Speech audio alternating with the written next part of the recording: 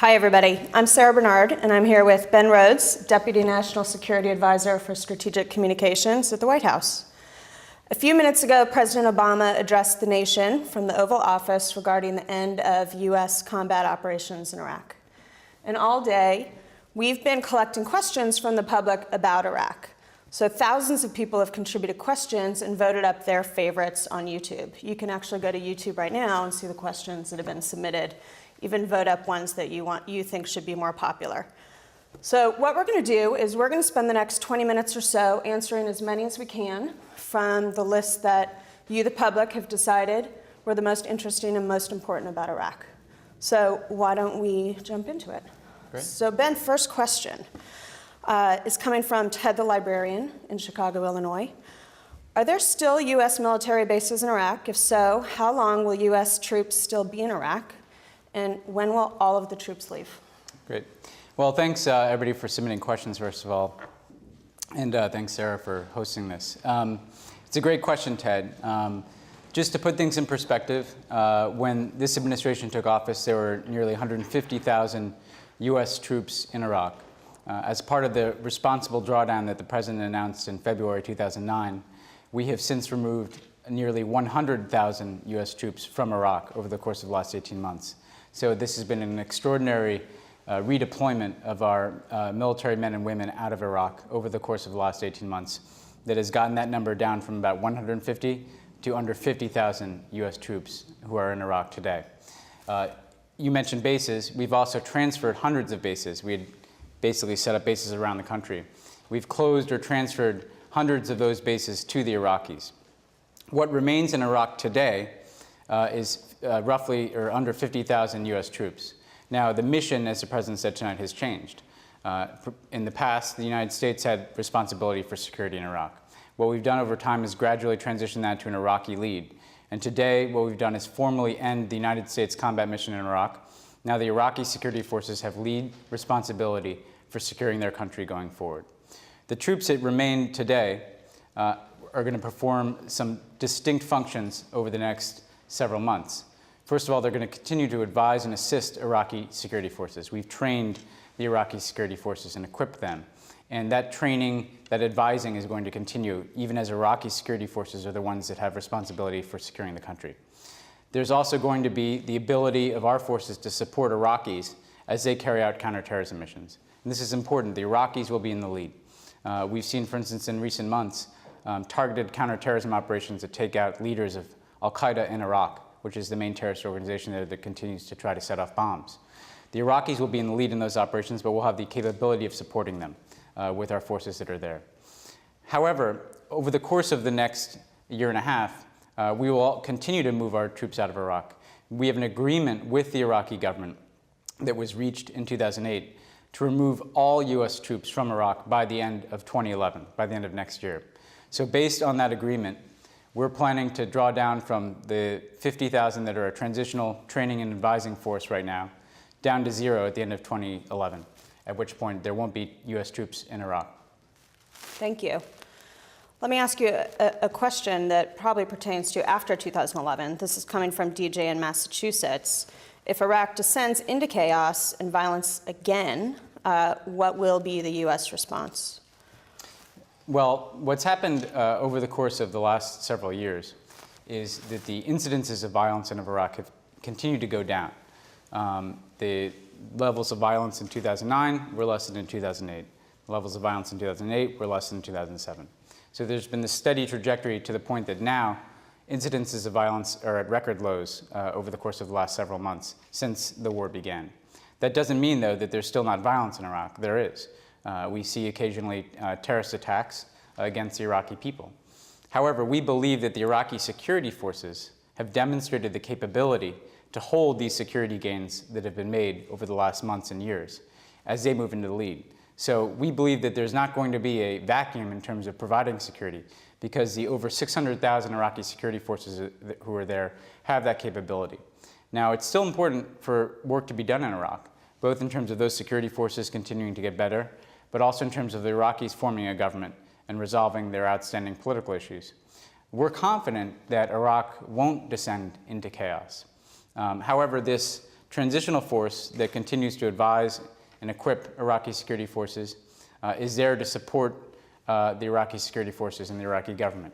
Again, to serve as a force that can buttress them, that can continue to provide them with logistics and intelligence and other kinds of training and equipping that can help them, again, hold these security gains.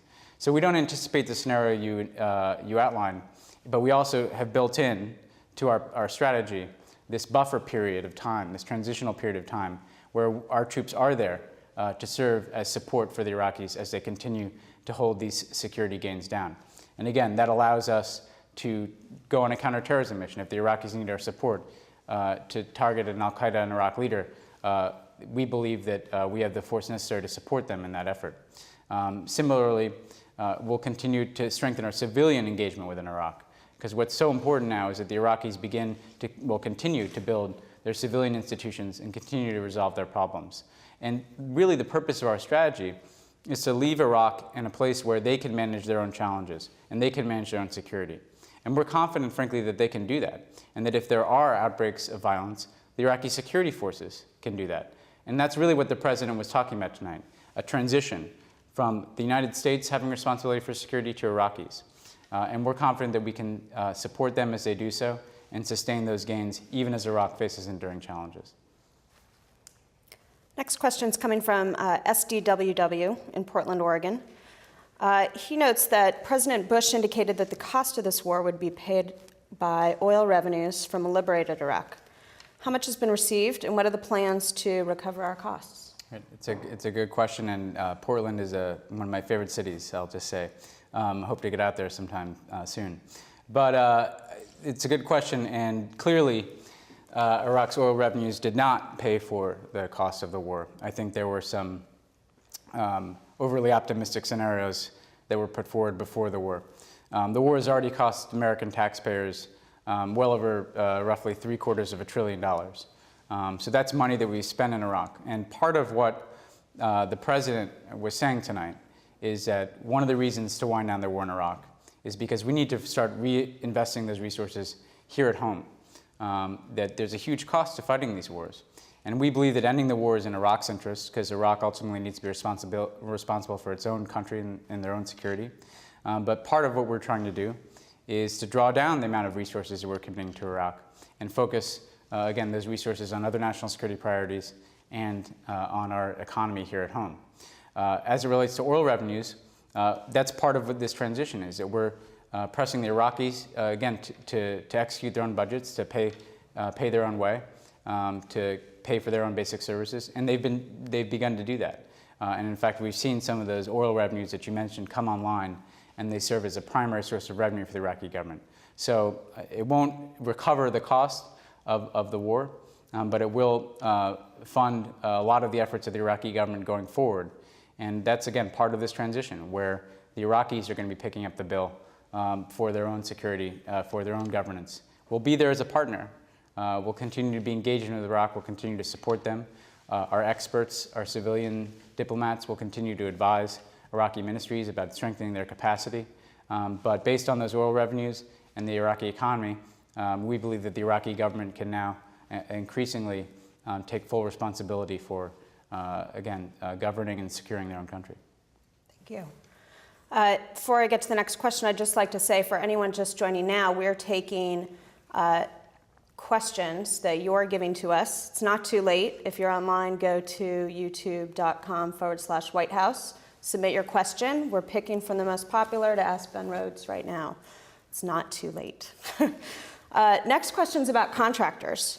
How many contractors providing either military or other services are remaining in Iraq, and who's supervising them and holding them accountable? And that came from RJ in Brooklyn. It's Brooklyn. I'm from New York myself, RJ, so I hope to, in better days, I'd live in Park Slope. What I would say is that there are contractors in Iraq. They perform a variety of functions. These can include functions such as providing security at certain facilities, like our embassy, for instance. Some of those contractors, help the Iraqi government as well. their contractors who perform functions such as supporting some of our ongoing training efforts. What will happen in Iraq going forward is the State Department will move into the lead with a lot of the functions that the United States military carried out. So part of what's happening today is, as I said, a transition from U.S. to Iraqi responsibility for security. But also what's taking place is a transition from the United States military being in the lead in Iraq to the United States State Department being in the lead in Iraq and supervising certain functions such as the training of Iraqi police, the building of Iraq's judicial capacity, and the oversight, as you asked, of contractors in Iraq. So our civilians in our State Department will perform that function. I will also say that we're aware of some of the excesses and outrages that took place involving contractors in Iraq. And then Senator Obama was outspoken on this in the Senate, introduced some legislation to this effect. And what we've done is significantly strengthened our oversight of contractors. Again, so there's more accountability. The Iraqis have an interest in this, of course, as well, that there's accountability within their judicial system for any actions that are taken by contractors. So what we've done is fostered far more responsible action by those contractors that remain in Iraq performing certain functions. Now a question concerning our veterans. This is coming from Jan in Oklahoma. As a veteran myself, what can our returning troops expect from your administration in regards to health care and other VA benefits that we never received? Jen, well, first of all, thank you for your service. I think tonight, above all, what we wanted to do is use this milestone with the end of our combat mission in Iraq and the completion of this drawdown of nearly 100,000 troops to reflect on the services and sacrifice that's been rendered by Americans in Iraq. And as you heard the President say tonight, part of responsibly ending a war is caring for those who fought it. And that there's really no higher obligation that we have as a nation than caring for our veterans. And what we've done since we came into office is make a truly historic commitment to our veterans, to focus both on the veterans of these wars, Iraq and Afghanistan, and also all of our veterans who served in uniform. I'll point to several examples that are responsive to your question. First of all, we've taken steps to significantly increase care and services in support of the signature wounds of the Iraq War. You may be aware of the fact that post-traumatic stress disorder and traumatic brain injury are afflicting a great number of our servicemen and women who've served in Iraq. So the VA is ramped up, and DoD as well, their ability to detect those injuries, to care for those who suffer from them, to build new facilities that are specialized around these kinds of issues. So we want to really target what we see to be these signature wounds of the wars. Overall, as it relates to veterans' care and benefits, we're doing a number of things. We've made one of the largest increases in the VA budget in history. And part of that is geared towards ensuring that we have the resources available to pay for health care for veterans and to provide the benefits that veterans deserve. Also, we know that veterans have been frustrated in the past at the ability to get their benefits. There's a claims backlog. And what we're trying to do is clear that out, in large part by moving towards more digital records so that the VA is running more efficiently and it is able to be more responsive to the needs of our veterans. So we have a commitment to provide our veterans with the health care and the benefits that they deserve. And then the last thing I'd say is, you heard the President say tonight, part of what we want our veterans to do is not just get the benefits and care that they deserve and get the treatment that they need for the wounds of these wars, but that they have the opportunity to contribute to our country going forward. And that's why we're funding the post-9/11 GI Bill, which provides veterans and their families with the opportunities to get a college education.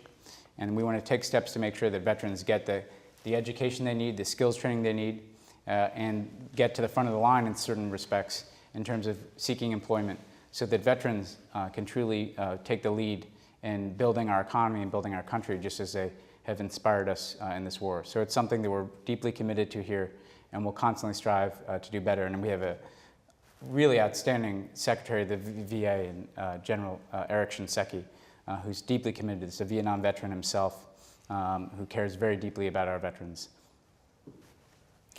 We've had a number of questions about oil fields. I've got a few specific ones from Florence in New Jersey. What is the status of the oil fields in Iraq? Who owns them? Who runs them? How much oil is the U.S. getting from Iraq? And specifically, Florence would like to know who's getting paid off of the oil fields in Iraq. What happens to the oil once we leave? Well, it's a good question. As you know, Iraq is one of the most oil-rich nations in the world. Now, to the earlier question too about the Iraqi oil revenues, a lot of their infrastructure around their oil fields and wells was decimated, both by Saddam Hussein's mismanagement, by sanctions, and by years of war in Iraq. So there was a serious gap in terms of the oil production in Iraq versus the infrastructure that they needed. A lot of that has begun to be repaired and to be brought back online. And Iraq is again on an upward trajectory in terms of the amount of oil that it's able to extract from its oil fields. Now, those resources are the property of the Iraqi people. And we've always made very clear, the United States didn't go to Iraq to control it, and we didn't go to Iraq to control their oil. And so what we're focused on is making sure that the revenue from Iraq's oil fields is the possession of the Iraqi people and is invested in the Iraqi people, that it funds basic services through the government, and that all Iraqis are able to prosper from those revenues. Because again, it is a primary source of funds for the Iraqi government and the Iraqi people. So that's been our focus, and we've continued to provide advice and support to the Iraqis as they've rebuilt that industry. Of course, it's up to the Iraqis to do contracts with oil companies to come in and develop those fields, and they're actively doing that. But again, our basic fundamental principle is these revenues should be used to invest in the Iraqi people and their future. The Iraqi government shares that view as well, and we'll continue to support them. And as those revenues come online, again, increasingly Iraqis are going to be able to fund their governance, their economy, and their people going forward. Economically, Marcia from Portland is asking, how much will ending the Iraq War save in defense spending, and how will this impact other programs specifically? And a question just in from Laredo, Texas, from Sasquatch. How do you think ending this war will ultimately affect our economy? Those are great questions. The Iraq War, at the height of it, cost upwards of $100 billion a year, which is an extraordinary amount of money. I mean, if you think about the amount of money we spend on education and clean energy, just to give you an example, I think we made the largest investment in clean energy, and I'd have to fact check this because I'm not an energy expert, but I think we made the largest investment in clean energy in history in the United States through the stimulus bill, through the Recovery Act, and that was $80 billion. And we were spending north of $100 billion in Iraq throughout the course of the war. That number has come down dramatically, of course, as we brought our troops out of Iraq, and will continue to come down. So we're not spending anywhere near the amounts of money that we were at the height of the war. So therefore, that's just money that we're not going to be spending. It's not taken away from certain defense systems because it was more geared towards supporting the deployment of 150, 160,000 U.S. troops in Iraq. And what the president was talking about tonight is the necessity of taking that money, and this gets to the second question, and reinvesting in America and reinvesting in our own economy. Because ultimately, the strength of our nation, the success of our people is going to depend on the investments that we make at home. So it's not a coincidence that we saw a growth in deficits at a time in which we were fighting these two wars abroad. And also to give you a sense of that, we are spending even less money in Afghanistan than we were at the height of the war in Iraq. We have slightly under 100,000 troops in Afghanistan, again, which is far less than we were deploying to Iraq at the height of our operations there. So we brought that overall number down. We'll bring it down more as we pivot to a transition in Afghanistan next year. And as the president said tonight, our focus is going to be on making sure we're investing at home, bringing down our deficits, and ensuring the long-term competitiveness of our nation and opportunity for our people. I think we've got time for one more question. So let's take Denise's from Seven Valleys, Pennsylvania. After 7 years, thousands of American lives lost, thousands of Iraqi lives lost. What have we accomplished? Well, it's a very appropriate question. We can all debate the history of the Iraq War. I think the president's position is well known. He opposed going to war in 2002 because he felt like it was a distraction from Al Qaeda and some of our problems at home. But we made that decision, and we engaged in that war. I think what we, irrespective of what we think about going to war, I think we can all agree that our troops rendered extraordinary service there. And through many ups and downs and through many challenges, they persevered. And what they were able to accomplish is what we are marking tonight, which is a transition to an Iraq that is able to stand on its own 2 feet, provide for its own security, provide for its own governance. The goal the president set at his Camp Lejeune speech in February of 2009 was an Iraq that is sovereign, stable, and self-reliant. And we believe that we continue to make progress in achieving that goal. So what we've achieved is giving the Iraqi people a chance to determine their own destiny, coming through violent insurgency, sectarian warfare, terrorist attacks, persevering through all of those challenges in Iraq, and coming out on the other end in a place where we can't solve every problem in Iraq. We can't stay in Iraq forever until any kind of violence has been rooted out, but we can leave Iraq in a place where the Iraqi people have an opportunity, a good opportunity, to secure their own country and to provide for their own people. So that's what we've achieved.